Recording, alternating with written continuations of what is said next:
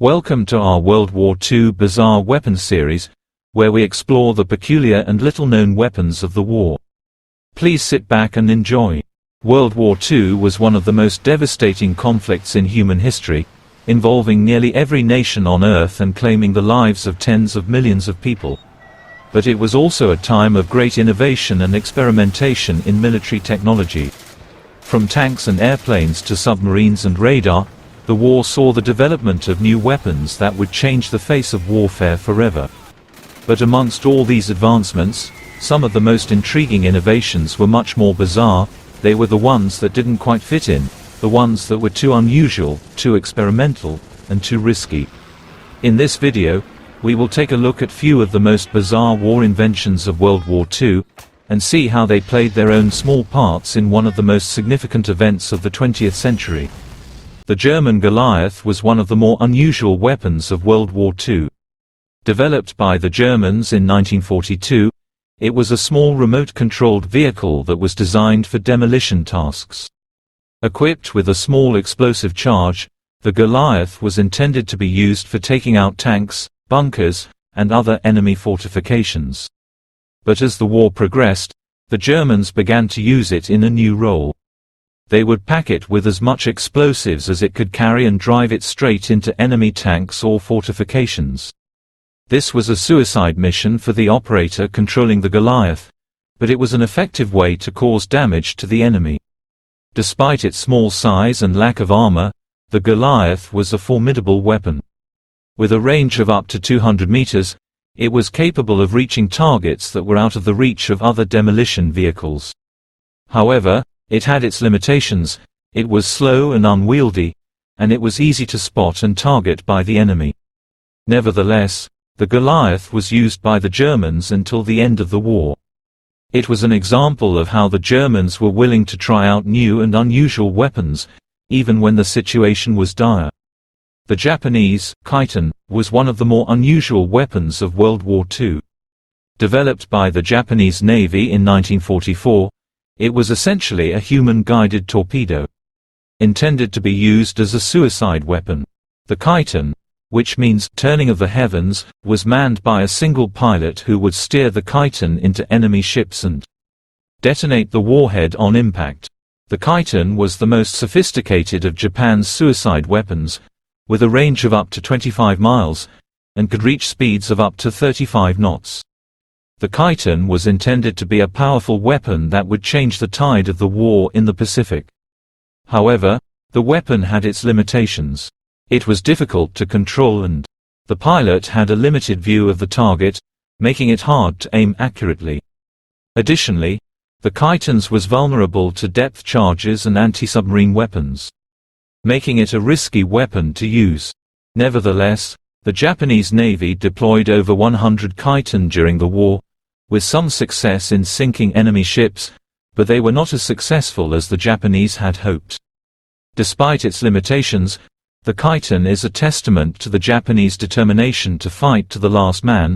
The weapon was an expression of the Japanese belief in the power of the individual and the willingness to sacrifice oneself for the good of the nation.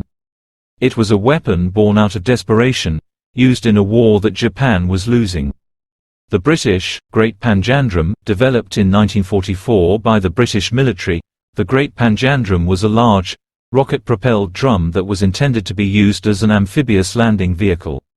The idea was that the drum would be launched from a ship and then guided to the shore by two smaller rockets attached to the sides. Once it hit the beach, the drum would spin around, creating a path for troops and vehicles to disembark. The Great Panjandrum was intended to be a powerful weapon that would change the tide of the war in Europe. But despite extensive testing, the weapon was never used in combat. It was found to be unstable and difficult to control, with a tendency to veer off course and explode before reaching the shore. It was also noisy, making it easy to spot by the enemy. Nevertheless, the British military continued to develop and test the Great Panjandrum until the end of the war. In the end, the Great Panjandrum was nothing more than an ambitious and fascinating idea that never materialized. But it served as an example of how the British were willing to try out new and unusual weapons, even when the situation was dire. It's a reminder of how even the most unconventional ideas can be born out of the need to win a war. The Great Panjandrum remains a part of history, a technological oddity, a strange weapon that never quite made it to the battlefield. The German Rheinbote was a unique invention of World War II. It was a rocket-assisted artillery shell that had a range of over 120 miles, an achievement for the time. Developed in 1944 by the Germans, it was launched from a portable launcher and guided to its target by a small rocket engine. The Rheinbote was capable of carrying a small payload of high explosive or incendiary, and was intended to be used against enemy cities or industrial targets.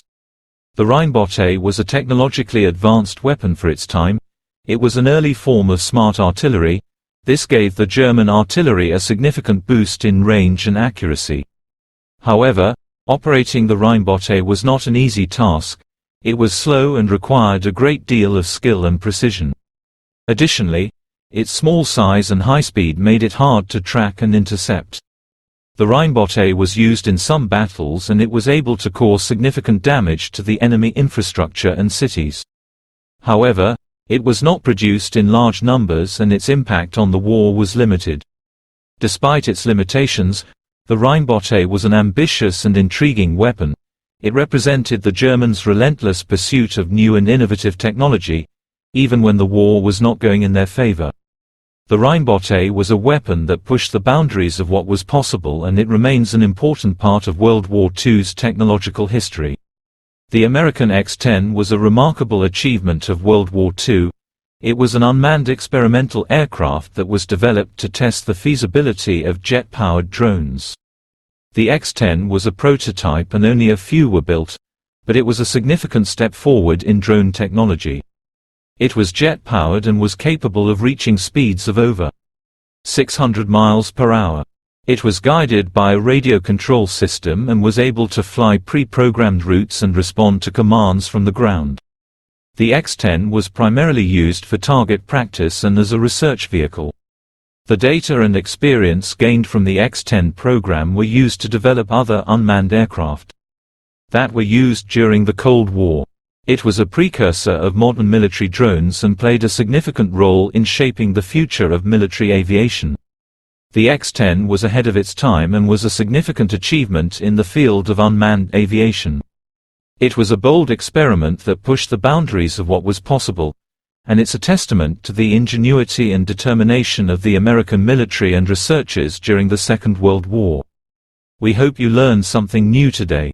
If you enjoyed this video, please be sure you hit the like button and subscribe for more future content.